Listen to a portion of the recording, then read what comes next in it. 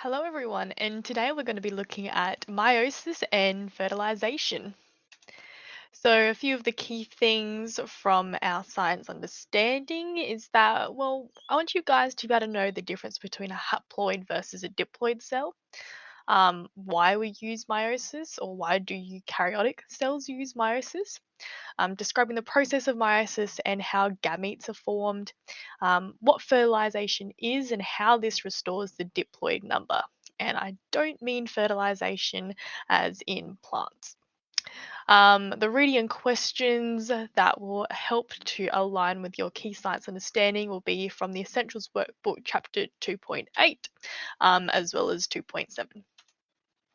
Some of the key terms that you really need to know by the end of this is what's haploid, diploid, meiosis, a homologous pair, gonads, germ cell, gametes in a gametic cell, a somatic cell, sister chromatids. However, you should have already known what this is from when we did asexual reproduction, fertilization, what a locus is, an allele, crossing over, and independence assortment. So if you don't have one, I highly recommend making a glossary and putting these words in them. They'll help you out later on if you want to try and create flashcards. It's always good to have kind of terms like this on one of those. So in case of our haploid, this is when we have one copy of genetic material that's divided into our chromosomes. We find a haploid number of genetic material in gametes. So gametes we're referring to are sperm and eggs. Here I've got three non-homologous chromosomes. So they're non-homologous because they are different in size, okay? Homologous, on the other hand, I've got three pairs of homologous chromosomes. So this is a homologous pair, that's a homologous pair, and this is a homologous pair. They're the same size as each other. However, if I was to compare these two together, they're not homologous. So this is where we've got two copies of genetic material, and all of our somatic cells are um, diploid. So in this case here, think about somatic being like our skin cells, nail cells, hair cells, everything else that's not sperm or eggs. So sexual reproduction, of course, involves the fusing of our gametes. So it involves fusing together our sperm and our egg, and of course, together this creates a zygote. Okay, so sperm and eggs, they're both haploid. They form together to create a zygote that is diploid once again. So it has that full genetic material. Our gametes, so sperm and eggs, are produced by meiosis in the gonads. So you're thinking gonads, it's not just males. I'm sure you've heard people refer to the male testes or testicles as gonads. Females also have gonads, and these are our ovaries. So ovaries produce, of course, our eggs. Gonads also produce hormones such as estrogen, progesterone, and testosterone. So you might have often get them referred to as like female and male hormones, but they are found in both. So we can see here we've got diploid cells. This, looking at it, is a human diploid cell or with gene material. Because humans, we've got 23 pairs of homologous um, pairs of genes here, or homologous pairs of chromosomes. And of course, that means as a diploid number, we've got 46 chromosomes altogether. Okay. Whereas haploid cells, so this would be either a sperm or an egg, this only has 23 of them altogether. Okay, so you think if this is our diploids, our fully formed human, we can guess that this human is a male because it's got an X and a Y chromosome. Whereas this one here, this could be either a sperm or an egg, okay? Because remember, sperm are the ones that decipher or decide if you're going to have a female or a male, which means that the sperm can carry an X or a Y because females are two X's and a male is a XY. So diploid number is always twice the haploid number. So an easy way that I find to remember this is diploid double, haploid half. Okay, so diploids double the number of haploid, whereas haploids half the number of my diploids. So again, 46 here, 23 here. as it's got written down. So the number of chromosomes in a haploid cell you might have seen is referred to as N, and therefore the number of diploid would be 2N, right? We've got two lots of haploid cells together. Bit of algebra there. I'm not sure if this is updated, but definitely refer to figure 271. I'm not sure if the page is 237 though, so check that out in case. So again, referring back to that very similar diagram as the one we saw before, one copy of each chromosome is haploid, whereas diploid is two copies, and we get each copy from maternal and paternal. So mum, dad, mum, dad, mum, dad. And again, we see here, like I said before, X and Y. So everyone, all females, the egg carries an X chromosome. Like I said, it's the dad that will decide if it's an X or a Y. So one of these came from mum, one of these came from dad. Together, this is a homologous pair. Okay. So, like I said, we've got our diploid parents. So we've got a homologous pair on each of these. And then what's happening is that we've got a haploid egg. So mum, through meiosis, has produced a haploid egg in her ovaries. And the father has, through meiosis, produced sperm, again in his testes or in their gonads. Together, they fertilize and form a zygote, and you've got one chromosome from mum, or the maternal one, and one chromosome from dad, the paternal one. Okay, and then through mitosis, so remember, mitosis is just now when cells are dividing, the two daughter cells are exactly identical to each other, and eventually it's going to create a fully developed organism over time. Okay. So that there is our gene differentiation between them. So diploid cells contain pairs of homologous chromosomes. So I've already been using this word already. Homologous chromosomes are two chromosomes, a pair that correspond in proportion, value, and structure, meaning they contain the corresponding genes, otherwise known as alleles, for the same traits, but they're not identical. So thinking about a pair of homologous chromosomes, maybe they're coding for your eye shape, like really simplified, eye shape and color. Okay. But for instance, maybe your maternal chromosome codes for brown eye color and your paternal one codes for blue eye color, right? They're coding for the same thing, your eyes, but the trait itself is different. So you think about like the shape of your eye or things like that. So like I said, one comes from mum, maternal, one comes from the father, paternal. So again, we're saying that this is the paternal one, so maybe that duplicates, okay? And remembering before when we did asexual reproduction, we've got our sister chromatids here, okay? Um, this together, these are a homologous pair, okay? So one from dad, one from mum, together they make a homologous pair. However, the homologous pair on the different chromosomes here, they are non-sister chromatids, okay? It's only if it was from the same chromosome that they become sister chromatids. So if I make this a little bit more clear, so say this one was mum, this one was father, and at the moment, we've got, in this case, this is condensed, right? Because I can see the chromosomes. This would be a condensed chromosome.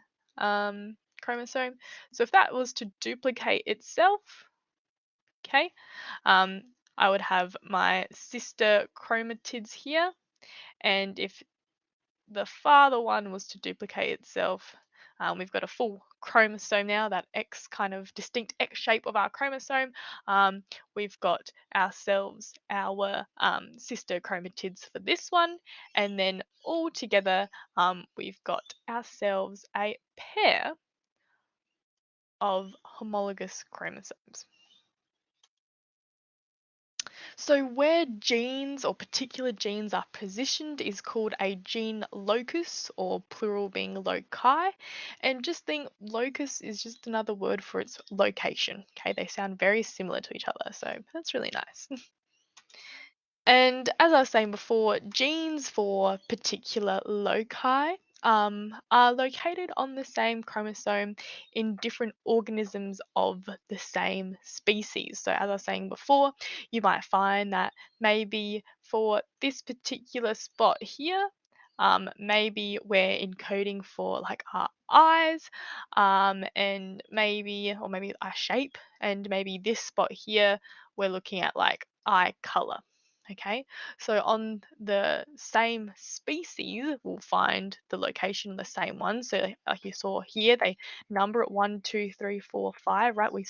Find similar genes being located in these different spots. So, X and Y, we know these are our sex chromosomes. Okay, so different chromosomes are going to code for a particular trait on our bodies or different processes that we undergo. Um, so we can see here this word alleles of a gene at a gene locus. So if we actually go into what an allele is, um, different alternative forms of the same gene are called alleles. Okay, so think back to when I was talking about blue eyes and brown eyes. So some alleles are dominant, whereas some are recessive. Okay. Um, it's really important to note that usually we know the difference between a dominant and a recessive gene is the fact that we will always actually highlight it. We always have dominant genes as a capital letter, and we represent recessive genes as a lowercase letter. Okay. So for myself, my parents, my mum, she has brown eyes. So brown is dominant. And my dad has blue eyes. So lowercase blue. So we can see, even though I've got a chromosome that, whatever chromosome it is, I don't know which one it is particular, that codes for, the color of my eyes and stuff. So melanin, we know, is the thing that controls eye color. Um, so of course, my mum's dominant in terms of brown, and then my dad's recessive in terms of blue. So although I may carry the gene or the trait or the allele required for blue eyes, because my mother's gene is more dominant, so it's brown, that's what is actually shown on my face. So, same thing with brown hair and blonde hair. My dad's blonde. Blonde is recessive to brown hair, so that's why I have brown eyes and brown hair because my mum's genes are more dominant. Okay, but I do carry the gene as well for blue and blonde, blue eyes and blonde hair. So, for us to actually be able to get this genetic variation within our sperm and our eggs for when we have offspring, um, we go through a process called meiosis rather than mitosis.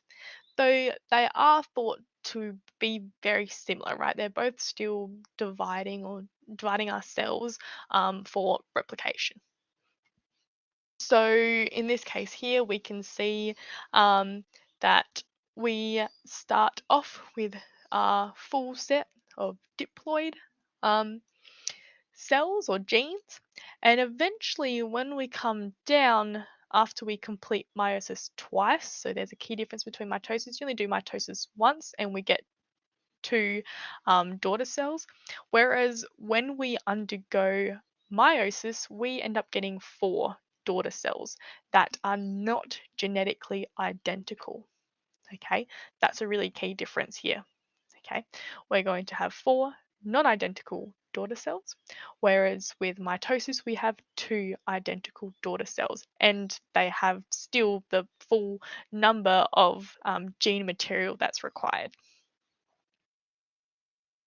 So again, bit of a comparison here. So mitosis, we can see that they're still gonna be genetically identical, and we still have that diploid number 2n. Whereas meiosis, we undergo first the first stage of meiosis, and then those two daughter cells divide even further into four daughter cells that are not genetically identical. So meiosis is divided into two stages known as meiosis 1 and meiosis 2. However, we still do call things, prophase, metaphase, anaphase, telophase. However, as you can see, we've got meiosis 1 and meiosis 2. So we've got prophase 1, prophase 2, anaphase 1, anaphase 2, etc. Okay, so we're going through, I guess, the stages of mitosis twice, and there are a few more key differences in there as well. In meiosis 1, so that's this, I guess, first step up here, the chromosomes meet in homologous pairs. Okay, whereas in this one here, we see that they don't meet in homologous pairs. Right. So, um, with our process of meiosis, so before meiosis 1 can occur, DNA replication needs to happen, and that was the same in mitosis as well.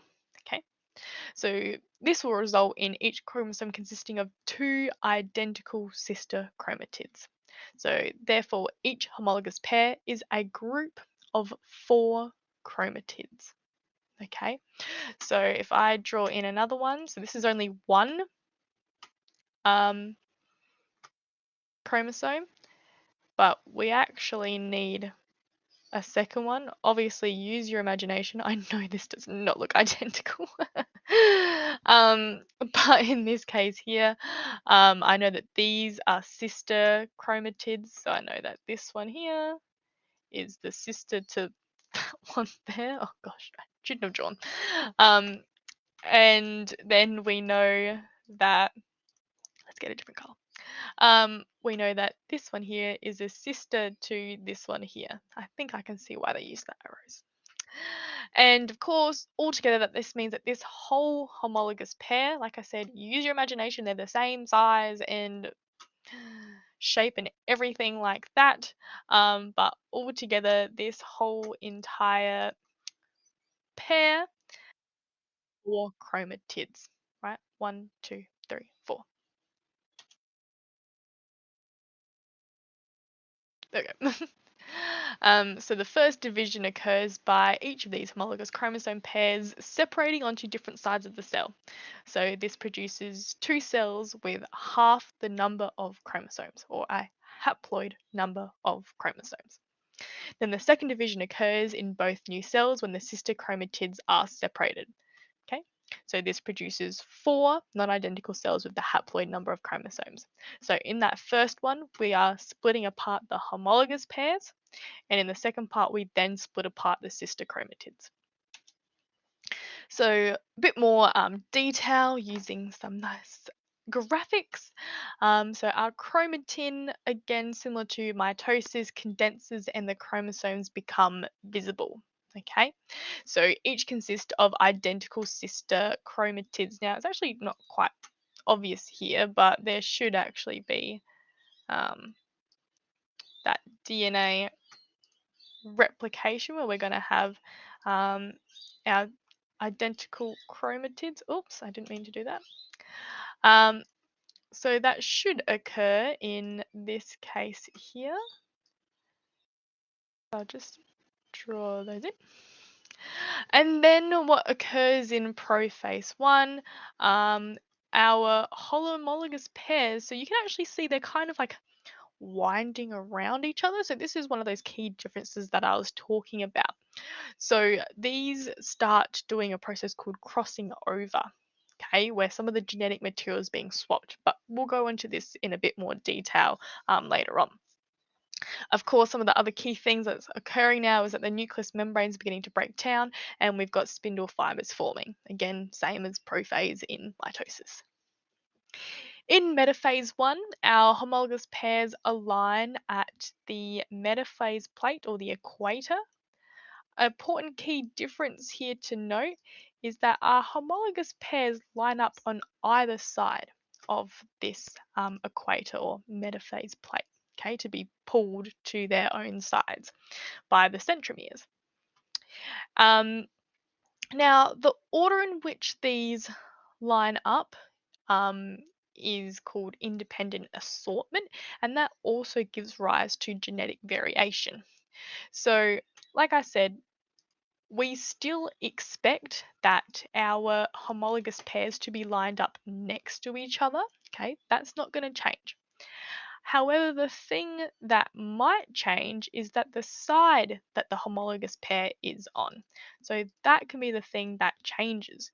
So, for instance, this could swap sides with the other ones. We might find that I'd say, majority paternal ones on this side and the majority maternal ones on this side.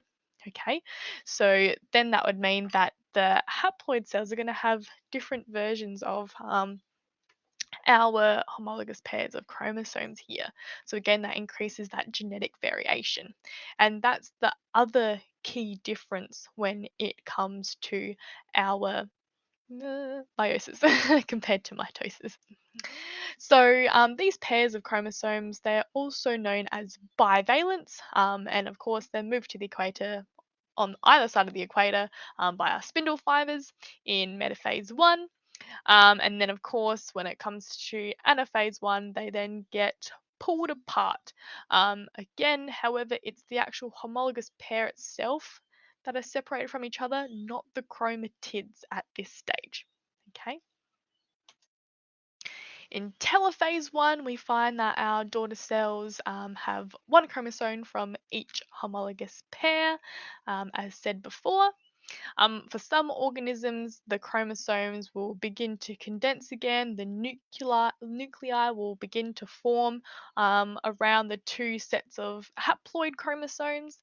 However, some cells actually just skip this stage and then they'll go straight to prophase 2. Okay, depends. And then finally, we've got our cytokinesis, which has to split up those two cells so that they can split up further again.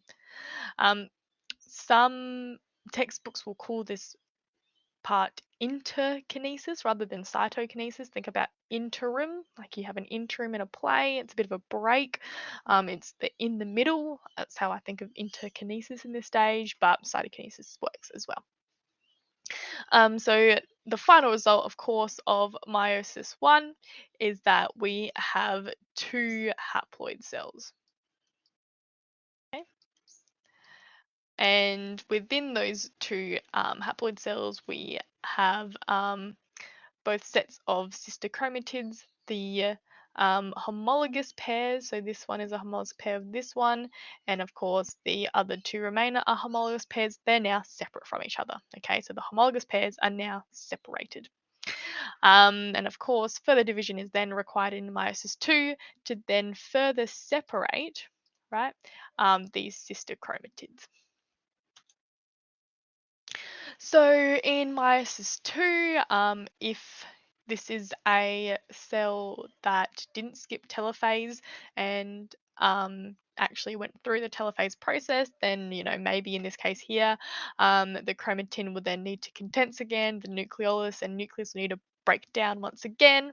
However, a new spindle apparatus forms for both, whether or not you skip it or not.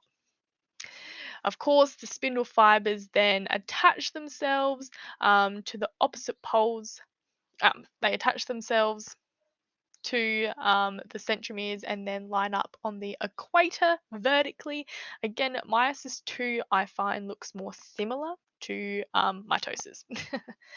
And so now it looks kind of again like mitosis where our chromosomes are now aligned vertically along the equator, and then in anaphase, they will then get pulled apart. Okay, so then they'll move towards their separate poles, and then telophase again is going to occur where our spindle fibers start to disappear, the nuclei form once again, and then cytokinesis is taking place. Okay, so cytokinesis again divides that cytoplasm so that we've got an equal number of organelles and whatnot in either cell.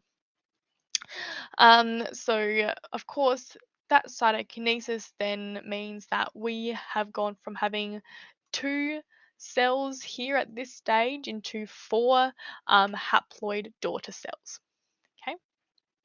So think about it as these could either be egg cells if we're talking about the ovaries and the woman, or these could represent sperm cells if we're thinking about the testes and the male. So, a bit of an overview. So, the products of meiosis are haploid cells and they contain a single set of chromosomes. So, one member of each homologous chromosome pair, right? And it's really important that there's only one member of each homologous pair because think if you had both and then you join up with someone who also had both, you suddenly have four chromosomes rather than one of each. So think about in terms of, we have an X and a Y chromosome. If for some reason a male had already still their X and Y and the female still had both of their X's, we'd have X, X, X, Y. That's way too many sexual or sex chromosomes than needed. Okay, so it's really important that we've only got one member of each of those homologous chromosome pairs in our daughter cells. Meiosis one we can think of as a reduction division. We are just reducing the number of chromosomes at this stage because we're going from 2N down to just N, or diploid down to haploid. And then the two non-identical daughter cells are produced, which half the chromosome number of the parent cell. So diploid to haploid. So I mentioned this when we are talking about prophase 1 during meiosis. So crossing over is what allows genetic variety, okay, between our species, really, or any other species that sexually reproduces. So the crossing over of alleles occurs, remember, between the homologous chromosome pairs, okay, not between different ones. Because think if I'm suddenly crossing over genes with something that doesn't code for the same thing, that might be a bit disastrous. Um, Refer to figures 276 and 277 for a bit more detail on this and some diagrams there. That's on page 243. I do know I updated that one. And figure 278, page 244. Again, I updated those ones. So we can see here this crossing over. So this would be an electron microscope in this case here from the image. And this is a nucleoprotein lattice that we can see. A bit more of a simplified version. We've got our sister chromatids. So we can say that this is mum and this is dad, or the paternal one. And we can see that our genes here, they're crossing over. These points of contact we actually call chiasmata. Chiasmata. Okay. And that is where they're both crossing over with each other. Again, don't forget we can call a homologous pair a bivalent as well. So pair, bicycle, two wheels, makes sense. So we can see here crossing over has occurred. So how that occurs is that enzymes come through and they cut identical sites on the non-sister chromatids. Okay, because remember the blue ones initially on this side, these are sister chromatids, these are sister chromatids. Enzymes come through to cut the ones that are non-sister chromatids, and then they swap those sections of DNA over between them. Okay, and now we can see we've now got genetic variation as a result from those sister chromatids crossing over. So we can see here this is the chiasmat, or the points of contact on the chromosome of a bivalent chromosome of a grasshopper, so a testes cell of a grasshopper. So we can actually see that happening. Again, this would be on an electron microscope. Um, the other method we can use to increase genetic variety is through independent assortments. Remember, I was talking about this through metaphase 1 of meiosis. So that was that arrangement, okay, of those homologous pairs along the equator, either side of the equator of our cell.